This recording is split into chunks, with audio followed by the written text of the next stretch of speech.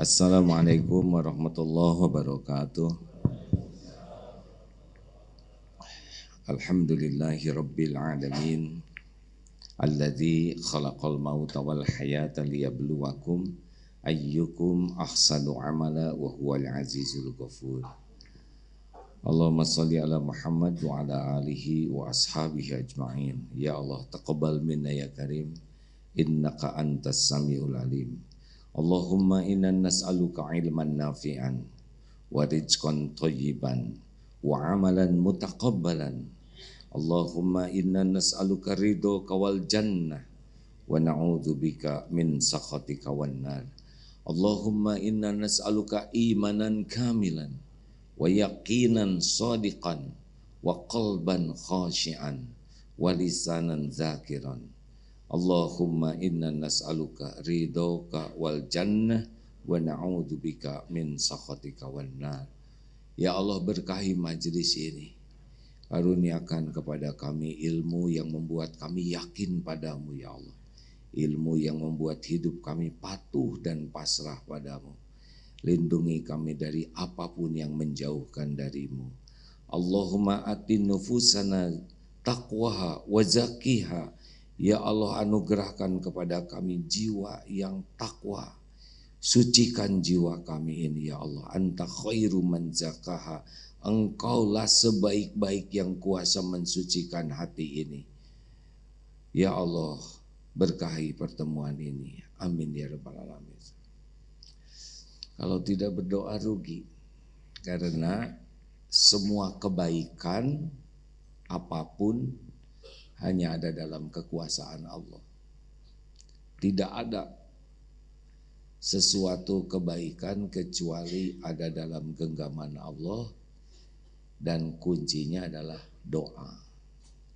Makanya orang yang paling beruntung orang yang paling banyak berdoa. Orang yang jarang berdoa disebut orang yang takabur, sombong. Karena kita tidak bisa apa-apa tanpa pertolongan Allah. Seperti pertemuan ini, apa yang bisa saya lakukan kalau Allah tidak menolong? Semua ilmu milik Allah. Yang ngebulak-balik hati juga Allah. Yang membuat orang bisa paham juga Allah. Maka Nabi Musa sebelum berbicara beliau berdoa, Rabbis rohli sadri wa yassirli amri wahlul uqdatam min lisani yafqahu qauli. Ya Allah, ya Tuhanku, Rabbis rohli sadri, lapangkan dadaku, wa yassirli amri, mudahkan urusanku, wahlul uqdatam min lisani yafqahu qauli, hilangkan keluh di lidah ini sehingga perkataannya bisa dipahami. Bapak Ibu sekalian,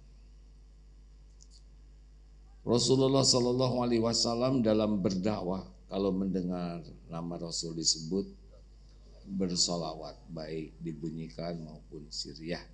Karena orang yang kikir itu diantaranya adalah yang tidak mau bersolawat. Apa target dakwah Rasulullah SAW? Targetnya adalah hati. Karena dari hatilah berubah perilaku seseorang. Beliau bersabda, ala inna fil jasad mudghah. Idza salahat salahal jasadu kullu, salahal jasadu kullu, wa idza fasadal jasadu kullu, ala wahya al qalbu. Ketahuilah dalam jasad ini ada segumpal daging yang kalau dia baik, baik seluruhnya, yang kalau dia jelek, jelek seluruhnya. Itulah yang dinamakan qalbu. Bukan kalbun ya, qalbun. Kalau kalbun tuh anjing ya, jadi manajemen qalbu, bukan manajemen kalbun. Jadi kalau kita ingin orang ini jadi baik, harus dari hatinya dulu. Hati baik, kesana sini baik. Sederhana saja, kalau hati gembira, pasti tubuh ini mengekspresikan kegembiraan, benar? Hati sedih, ketahuan dari mana? Raut muka, tutur kata menceritakan kesedihan hati. Termasuk, oh pasti lagi marah nih. Tahu dari mana? Terekspresi.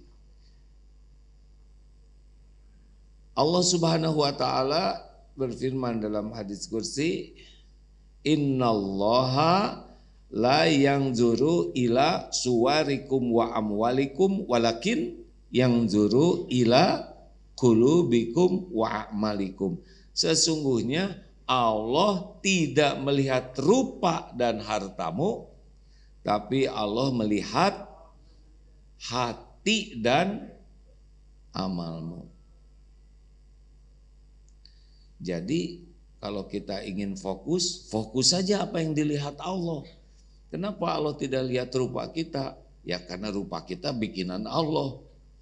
Kenapa Allah tidak lihat harta kita? Karena yang membagikan harta itu adalah Allah. Tinggal bagaimana menjemput harta, hatinya seperti apa. Kalau sudah ketemu dengan harta yang Allah berikan, seperti apa hati dan amalnya, itulah yang Allah nilai. Jadi bukan banyak sedikitnya, tapi hati dan amalnya berkaitan dengan harta. Jadi Bapak Ibu, wajib bagi kita memperhatikan hati. Karena inilah yang diperhatikan oleh Allah. Berikut ini akan dibacakan ayat dan hadis ya, bahwa yang ke sorga itu ternyata surat Asy-Syu'ara ayat 88-89. A'udzubillahi minasyaitonirrajim. Yauma la yanfa'u malu wala banun illa man atallaha biqalbin salim. Ingat, hari tiada manfaat harta dan anak-anak, al-banun itu anak laki-laki, kecuali orang yang menghadap Allah biqalbin salim, dengan hati yang selamat, hati yang bersih. Nah, ada dua sebetulnya ayat tentang qalbun salim ini. Satu lagi dari yang tentang pertemuan Nabi Ibrahim. Nabi Ibrahim juga berjumpa dengan Allah. Surat As-Saffat ayat 84, ingatlah ketika dia datang kepada Allah biqalbin salim. Nabi Ibrahim jumpa dengan Allah itu dengan qalbun salim. Jadi banyaknya ilmu, banyaknya amal, buahnya itu hatinya bersih. Apakah banyak ilmu pasti jadi bersih hati? Belum tentu. Apakah banyaknya ibadah pasti bersih hati? Belum tentu. Ada orang yang banyak ilmu jadi ujub, jadi sombong, jadi ria. Ada yang banyak ibadah juga jadi penyakit hati itu. Makanya kesuksesan seseorang tidak diukur oleh hanya banyaknya ilmunya, tapi jadi bersih tidak hatinya. Karena yang dinilai oleh Allah qalbun salim. Seperti yang disampaikan ada 3 cirinya. 1, qalbun mayyit, orang yang hatinya mati. Orang yang hatinya mati itu bagaimana? Summum bukmun umyun fahum la yarji'un. Orang yang hatinya mati, dia kebalik-balik Pak. Apa yang Allah perintahkan dia benci, apa yang dilarang Allah dia suka, gitu sederhananya ya. Dia menuhankan pasti bukan Allah. Dan jahatnya orang yang qalbun mayyit, namanya qalbun mayyit, maaf ya. Itu kalau binatang berbuat karena insting, kalau qalbun mayyit berbuat jahat pakai akal dia, lebih jahat. Nah yang kedua qalbun marid, orang yang hatinya sakit. Nah orang yang hatinya sakit kita inilah. Kita sholat, kita saum, kita ngaji, kita sedekah, kita umroh. Tergantung hati kitanya dibersihkan. Kalau orang yang hatinya berpenyakit, apa cirinya? GTA, galau tiada akhir, liwe, lirwai, pusel-sel, pusing selama-lamanya, ribet aja, ribet gitu Pak, namanya mbah ribet atau mas ruwet. Pokoknya ciri orang yang berpenyakit hati itu ribet, semua urusan jadi masalah. Dari bangun tidur sampai tidur tuh, wah masalah semuanya. Apa aja jadi masalah. Capek hidupnya tuh, walaupun punya harta melimpah, rumah megah, mobil mewah, penampilan indah, nggak bisa ngebeli hati. Karena hati itu hanya qalbun salim. Kalau yang qalbun salim bagaimana? Qalbun salim seperti berselancar di atas ombak. Apapun yang terjadi, baik aja. Dipuji, alhamdulillah. Dicaci, alhamdulillah. Lagi urusan mudah, alhamdulillah bisa bersyukur. Urusan lagi ruwet, alhamdulillah bisa jadi makin tawakal. Pokoknya apa, lapang, sempit, sehat, sakit, ada, tiada, semuanya enjoy. Enjoy life. Namanya bahasa Qur'annya adalah hayatan thayyibah. Surat An-Nahl 97. Man amila sholihan min dzakarin aw untha wa huwa mu'min falanuhyiyannahu hayatan thayyibah. Barang siapa yang beramal soleh baik laki-laki maupun perempuan dan dia yakin ke Allah, maka Allah benar-benar mengaruniakan kepadanya hayatan thayyibah. Hidupnya tuh bahagia, tenang, enak, bukan tidak ada masalah. Rasulullah adalah orang yang paling banyak masalahnya, benar? Ini yang ceramah kira-kira banyak tidak masalahnya? Tahu dari mana? Nah, itulah masalah saudara-saudara ya. Sibuk mikirin masalah orang. Jangan ngarap-ngarap hidup tanpa masalah, karena nggak ada dunia tanpa masalah. Yang harus kita pikirkan tuh bagaimana menyikapi masalah dengan sikap yang benar. Orang tidak lulus ujian oleh soal. Orang tidak lulus ujian karena salah jawabannya. Jadi bukan soal yang bahaya. Yang bahaya adalah salah jawaban. Baik. Jadi kita harus prioritas masalah hati karena inti nih. Kita harus belajar. Kita baru ingat hati itu kalau lagi sakit hati atau patah hati atau apa lagi? Jatuh hati. Menjiwai sekali, nggak apa-apa deh ya. Semua itu kan ungkapan dari hati. Baiklah hadirin sekalian. Apa? Saya mau bacakan dulu beberapa hadis ya. Mana nih yang paling penting bagi kita? Hebatnya amal atau beramal dan bersih hati? Ini hadis ini populer, hadis riwayat Ahmad. Saya pendekkan karena hadis ini panjang ya Pak ya. Jadi suatu saat Rasulullah SAW di masjid melihat ada seorang pemuda Ansor, janggutnya basah bekas wudhu, pegang terompa. Rasulullah bersabda, akan masuk nih seorang ahli surga. Berarti masih hidup sudah dinilai ahli surga. Bagaimana Rasulullah tahu? Allah yang ngasih tahu dengan caranya. Masuk, besoknya begitu lagi sampai 3 hari. Nah ada seorang pemuda namanya Abdullah bin Amr bin As. Beliau, wah ini kok masih hidup sudah disebut ahli surga pemuda ini. Datang ke rumah beliau.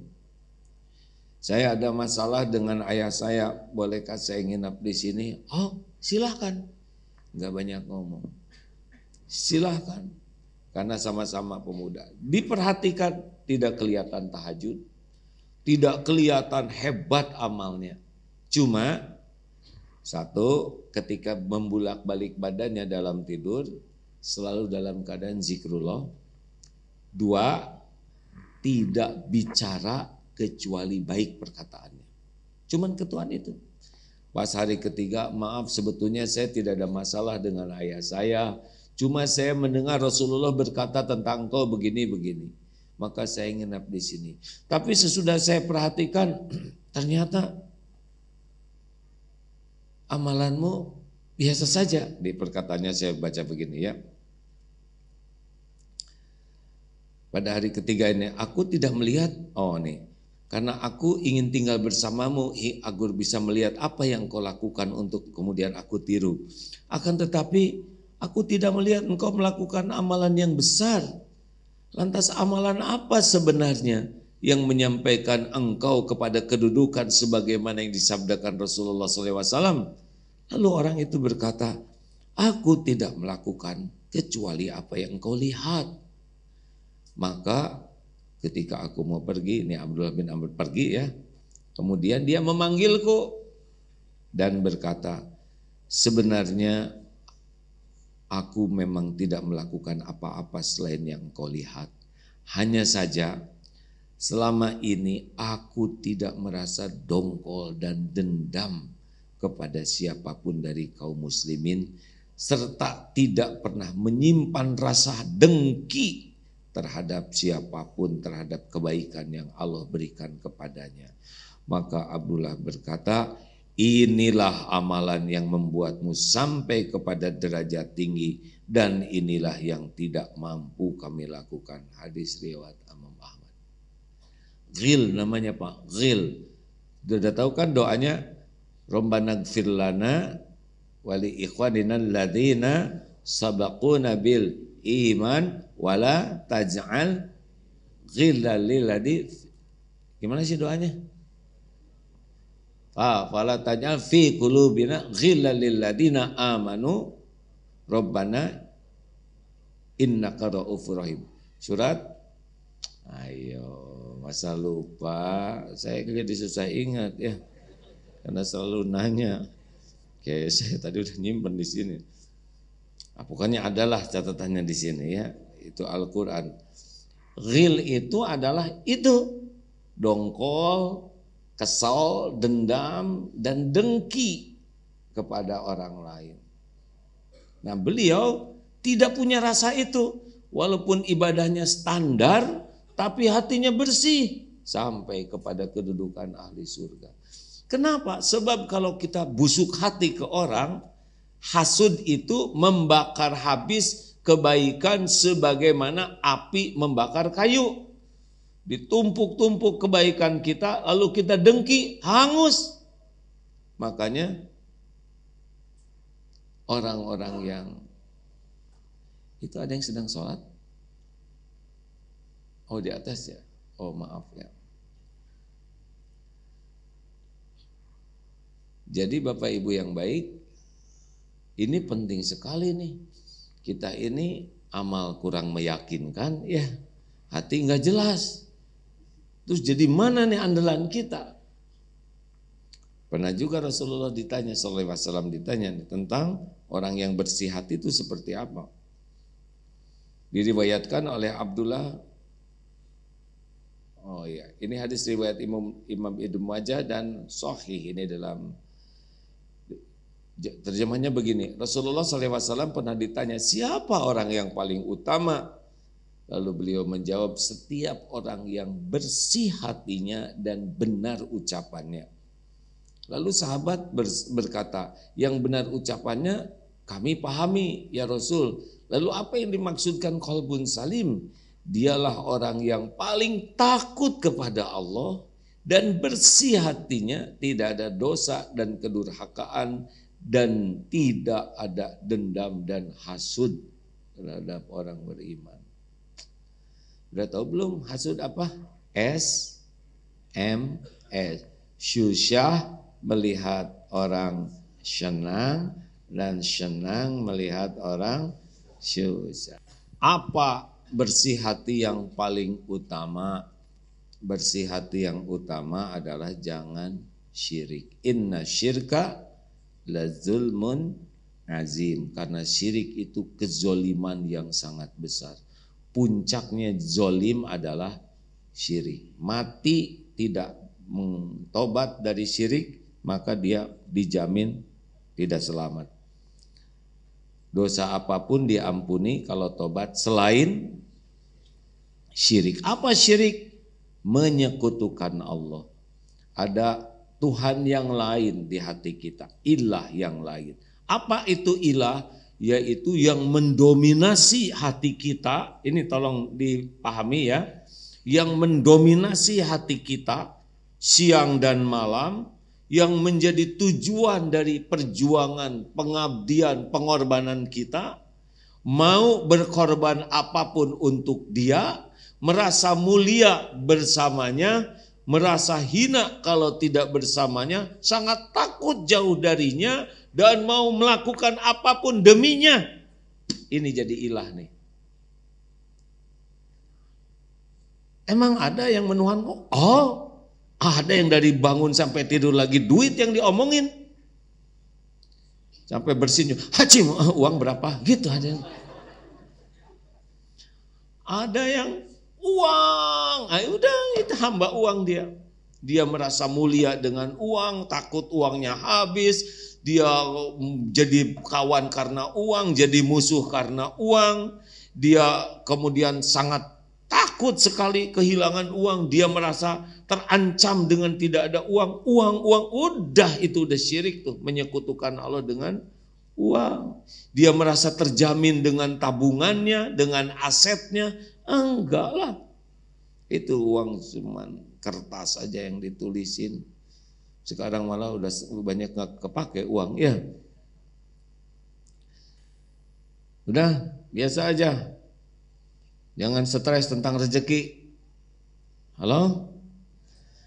Saya baru lihat Pak di YouTube yang semenitan itu tentang burung bulbul atau apa ya. Yang semerem itu Pak. Datang ibunya.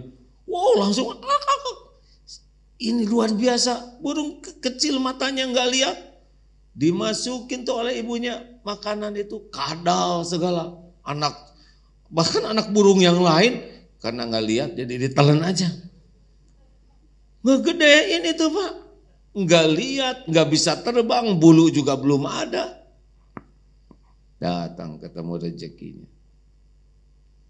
Kalau kita yakin ke Allah Pak, rezeki itu ngejar kita. Kalau kita belum yakin, kita yang ngejar-ngejar. Padahal sama, bedanya yang satu stres, yang satu bahagia. Milih Pak, mending yang mana? Mending ngejar-ngejar rezeki, mending dikejar-kejar rezeki. Mau saya bacakan hadisnya? Ini hadis favorit saya nih. Menghibur hati ya. Tentang dunia. Karena kalau tahu ilmunya, dunia ini menjadi ringan loh Pak. Ini supaya bersih hati tentang dunia ya. Saya bacakan hadis ini agak panjang, tapi lumayan. Dari hadis sahih ini, man kanatid dunya hammahu faraqallahu alaihi amroh. Barang siapa yang dunia tujuan hidupnya, maka Allah akan mencerai-beraikan urusannya. Jadi ribet aja terus, masalah aja, nggak ada berhentinya. Sampai dia nggak menikmati apa yang ada, karena tujuan dunia itu pasti ribet hidupnya. Yang kedua, waja'ala faqrahu baina ainaihi, dan Allah menjadikan kefakiran di pelupuk matanya. Jadi takut miskin, takut kurang, jadi dilihat terus rekeningnya, kok nggak naik-naik gitu. Nolnya, stres banget itu Pak. Harusnya kita untung 2 miliar nih, tapi kita untung 1,9. Wah, cuman kacek 100 juta. Tapi dia merasa rugi karena dia stres aja mikirin. Apalagi kalau ada pesaing, takut berkurang rezekinya. Begitulah, nggak ada bahagianya. Faqrahu baina ainai. Akibatnya karena takut miskin dia tidak akan bayar zakat, dia juga tidak mau mengeluarkan uang untuk sedekah kecuali untuk diposting ya. Yang ketiga, walam ya'tihi minad dunya illa ma kutibalah, dan tiadalah dia mendapatkan dunia kecuali apa yang sudah ditetapkan Allah baginya. Jadi dia tetap dapat rezeki dia, jatah dia, cuma pakai penderitaan. Gak menikmati apa-apa. Nih yang kedua ini favorit nih ya. Wa man kanatil akhiratu niyatahu, barang siapa yang akhiratnya yang niatnya adalah akhirat, jama'allahu lahu amro.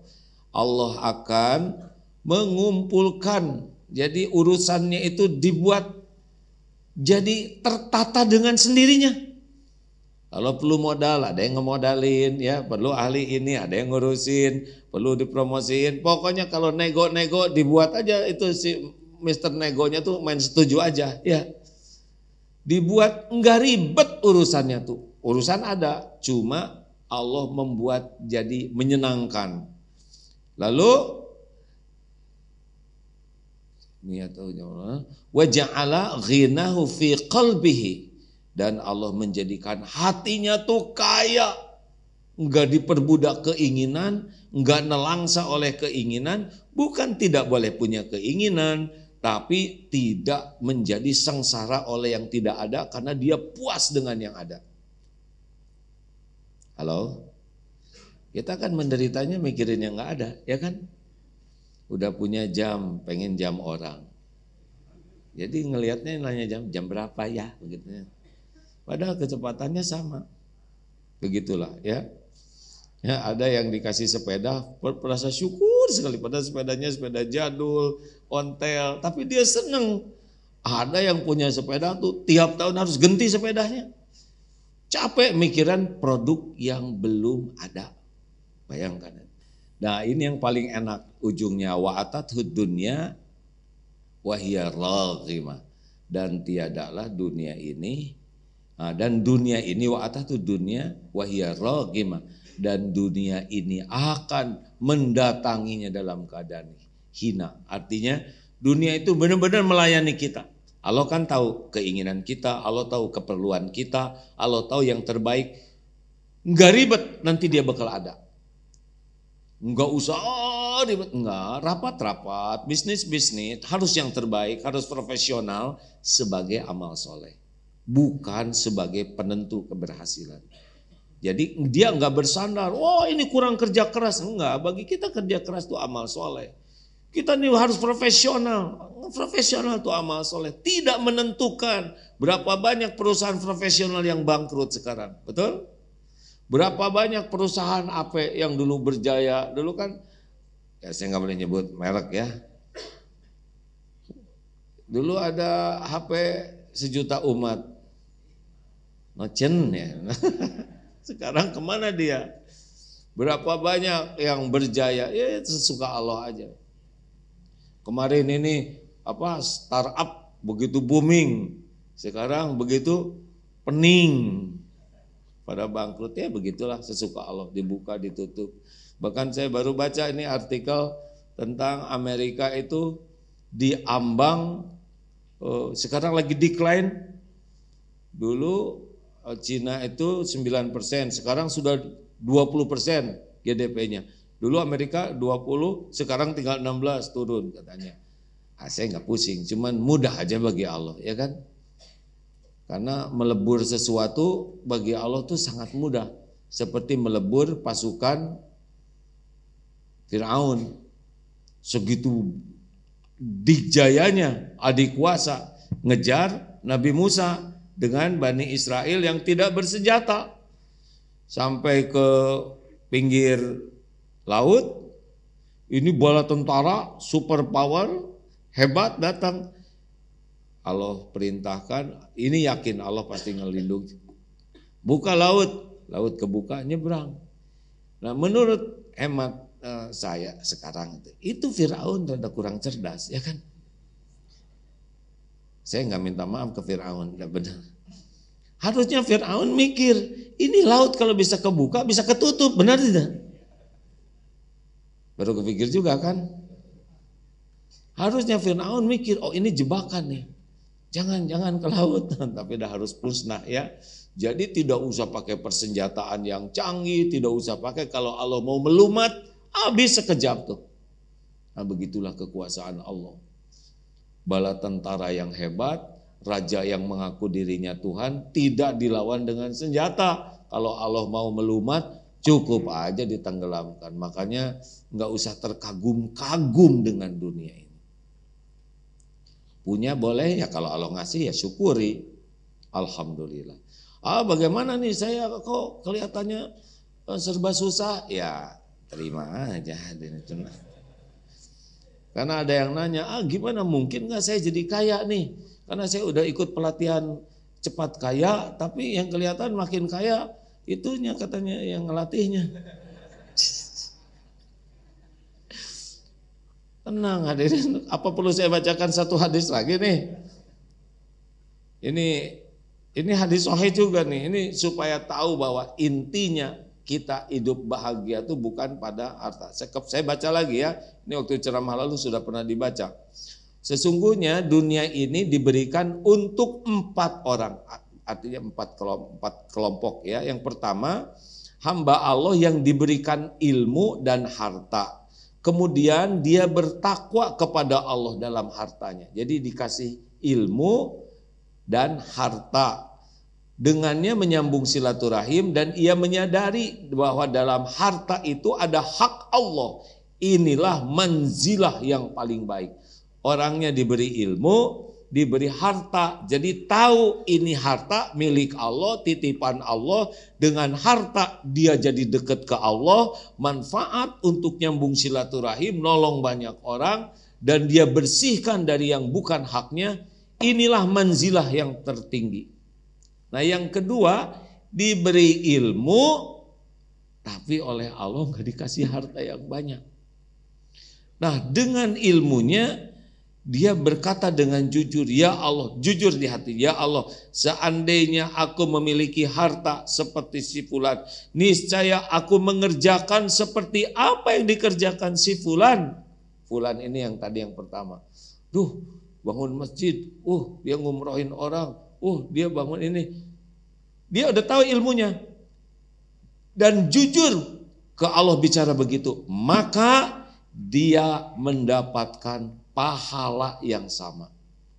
Niat itu di mana? Jawab hadirin.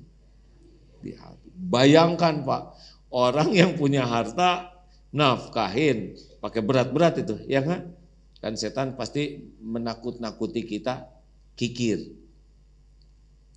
Ini enggak punya harta Pak, tapi punya niat. Pahalanya sama, Masya Allah. Yang ketiga adalah yang tidak dikasih ilmu, tapi dikasih harta.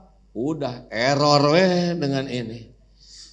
Dia dengan yang ketiga adalah hamba yang diberikan harta tapi tidak diberi ilmu. Ia menggunakan hartanya sewenang-wenang tanpa ilmu. Dia tidak bertakwa kepada Allah dalam hartanya, tidak menyambung silaturahim dan tidak mengeluarkan hak-hak Allah. Inilah kedudukan yang paling jelek di sisi Allah. Jadi ada orang yang ditakdirkan kaya tapi enggak tahu ilmunya. Udah enggak bayar zakat, pelit, dipakai maksiat, jengkang di akhirat nanti dihisab ya. Di dunia aja pasti yang tadi itu menderita. Nah, mungkin ini yang keempat kalau ada yang minat atau jangan ya. Yaitu yang tidak diberikan harta juga tidak diberi ilmu. Lalu ia berkata, seandainya aku memilih harta, aku memiliki harta, aku pasti mengerjakan seperti yang dikerjakan si fulan, yang error itu Pak tadi, ya, yang ahli maksiat dengan hartanya. Maka dengan niatnya itu dia mendapatkan dosa yang sama. Apes pisan. Udah sambil berbaring aja dia dapat dosa Pak. Karena saya mau ke Thailand. Bukannya mau ke Mekah. Nah Bapak Ibu, ini menunjukkan dahsyatnya hati. Tentu saja belajar ilmu hati tidak cukup 45 menit ya. Tapi ini hanya memotivasi Bapak Ibu untuk terus belajar tentang ilmu hati. Sehebat apapun amal Pak, niat salah tidak diterima. Niat itu adanya di hati. Syukur juga di hati. Sabar itu hati. Tawakal hati. Yakin ke Allah hati. Berprasangka baik kepada Allah hati. Hati itu intinya. Makanya orang-orang yang serius belajar ilmu hati, namanya tazkiyatun nafs atau tazkiyatun nufus, itu benar-benar dia akan melampaui orang yang banyak amalnya, banyak ilmunya, tapi tidak terjaga hatinya. Walaupun ceramah dengan dalil yang hebat, kalau hatinya ujub, ria, takabur, selesai itu. Makanya Bapak Ibu sekalian, kita amal kurang jelas, milikilah hati yang bersih.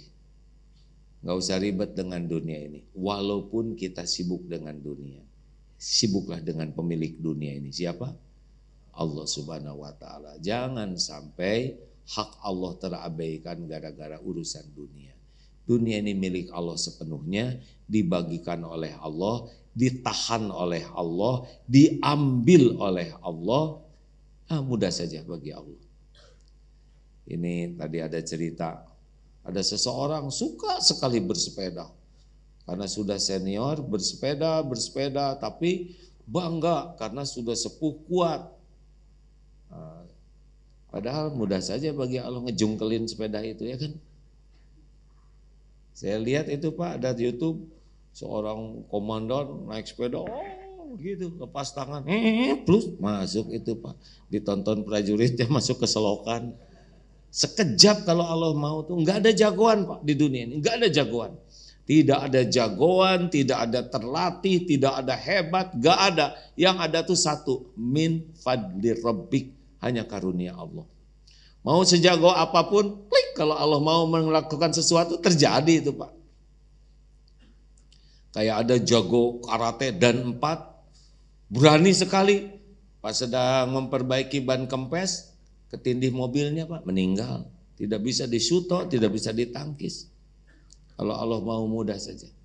Ada santri yang jagoan berkuda, pelatih, sedang trekking begini, kuda yang dia tumpangi, nubruk kuda depan, lalu kuda yang depan, bukan tersinggung mungkin ya, tertoker, lalu dia begitu tuh, pakai kakinya dikit, tak, nggak kena ke kuda, kenanya ke tulang kering, tak, patah 2 langsung tuh Pak. Mudah saja, ya. Enggak ada, kita enggak ada jaminan Pak, turun dari tangga ini selamat, betul tidak? Bukan berarti harus pakai helm, ya. Tapi yang menyelamatkan tuh Allah.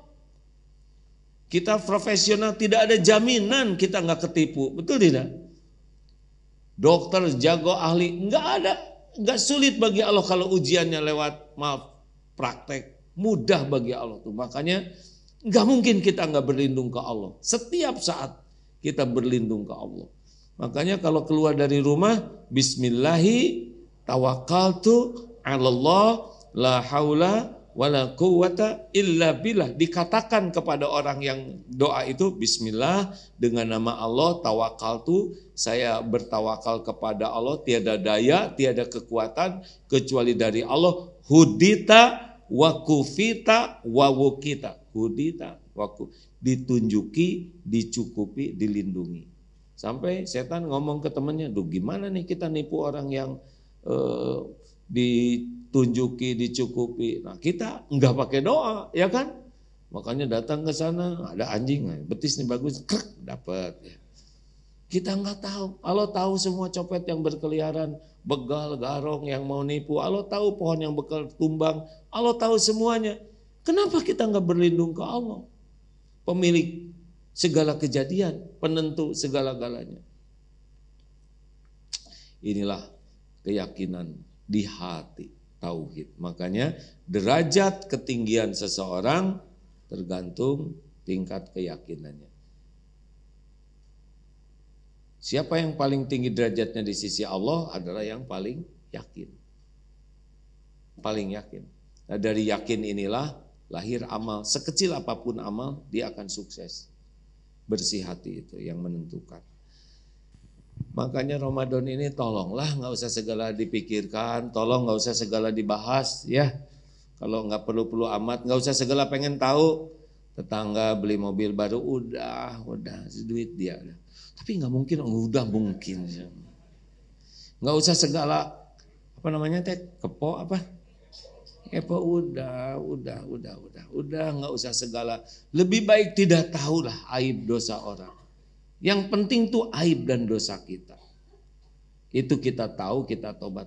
Lebih baik enggak tahu. Bu, enggak usah menyelidiki kekurangan, dosa, kesalahan suami. Ya Bu ya, karena nggak selesai dengan diselidiki oleh ibu. Malah jadi stres. Mending begini Bu, mending ibu nggak tahu kesalahan suami, tapi suami jadi benar. Daripada ibu tahu, ibu tetap nggak benar, ya kan? Dan suami makin nggak benar. Ini, suami juga nggak usah segala ditanya ke istri ya. Bu, dulu bagaimana masa lalu? Apa-apaan? Nanya masa lalu. Pacar berapa? Ais. Ya standar lah Pak. Tiap kuartal ganti penyegaran. Siapa aja? Ya itu atasan papa kan. Oh.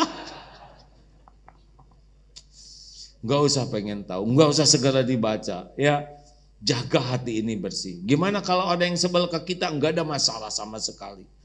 Itu bukan urusan kita orang sebel ke kita. Urusan kita itu kita nyebelin atau sebel ke orang. Tapi orang itu menghina ke kita, oh boro-boro kita. Nabi aja yang mulia dihina, masa kita hina betulan gak ada yang menghinaan? Kita kan hina asli, cuman gak ngaku. Udah gak usah ribet kotorin hati ya, gak usah iri dengki. Teman seangkatan ternyata dia lebih banyak, udah gak apa-apa, suka-suka Allah. Nanti lebaran nih ya. Nggak usah ngebanding-banding, rental itu. Oh, nggak mungkin dia mobilnya bagus, diam. Udah nggak usah nanya, kamu ngerental ya? Nggak usah pengen tahu. Nggak usah pengen tahu. Lihat ibu-ibu tasnya jadi bagus gini, ini KW bukan? Mau apa? Nanya KW-KWan. Nggak usah pengen tahu, nggak usah menilai rezeki orang, nggak usah pengen tahu asal usulnya. Udah bukan urusan kita, betul? Urusan kita tuh hati kita jaga supaya bersih. Ya udah segitu aja. Si batal. Terima kasih Bapak Ibu yang baik. Jam 1 harus ngantor. Saya tidak boleh mengganggu yang ngantor. Maaf, punten. Oh iya. Sudah tahu doanya supaya bersih hati belum?